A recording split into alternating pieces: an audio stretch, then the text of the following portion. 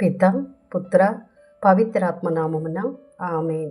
ఈరోజు జూన్ 12వ తారీఖు. మత్తయి సువార్త 5వ అధ్యాయము 20వ వచనము నుండి 26వ వచనం వరకు. ధర్మశాస్త్ర బోధకుల కంటే పరిసయ్యుల కంటే మీరు నీతిమంతమైన జీవితము జీవించిననే తప్ప పరలోక రాజ్యమున ప్రవేశింపరని చెప్పుచున్నాను.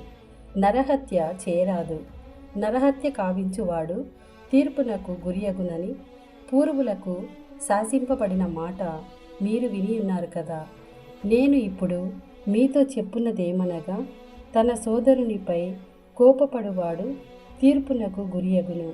అదే విధముగా తన సోదరుని వ్యర్థుడా అని అవమానపరిచిన వాడు న్యాయసభ ముందుకు తేబడును.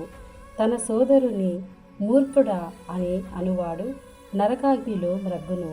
కనుక బలిపీఠ సన్నిధికి నీ కానుకను తెచ్చినప్పుడు నీ సోదరునికి నీపై మనస్పర్ధయున్నట్లు నీకు స్ఫురించినచో ఆ కానుకను పీఠము చెంతనే వదిలిపెట్టిపోయి మొదట నీ సోదరునితో సఖ్యపడి తిరిగి వచ్చి నీ కానుకను చెల్లింపుము. నీ ప్రతివాదితో నీవు త్రోవలో ఉండదని అతనితో సత్వరము సమాధానపడుము.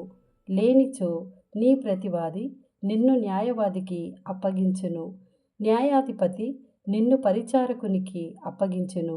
అంతట నీవు చెరసాలలో వేయబడదువు. నీవు చెల్లింపవలసిన రుణములో కడపటి కాసు చెల్లించు వరకు నీవు చెరసాలలోనే ఉందువు అని నొక్కి వక్కానించుచున్నాను. ఇది ప్రభుని వాక్కు. సర్వేశ్వరునికి వందనములు.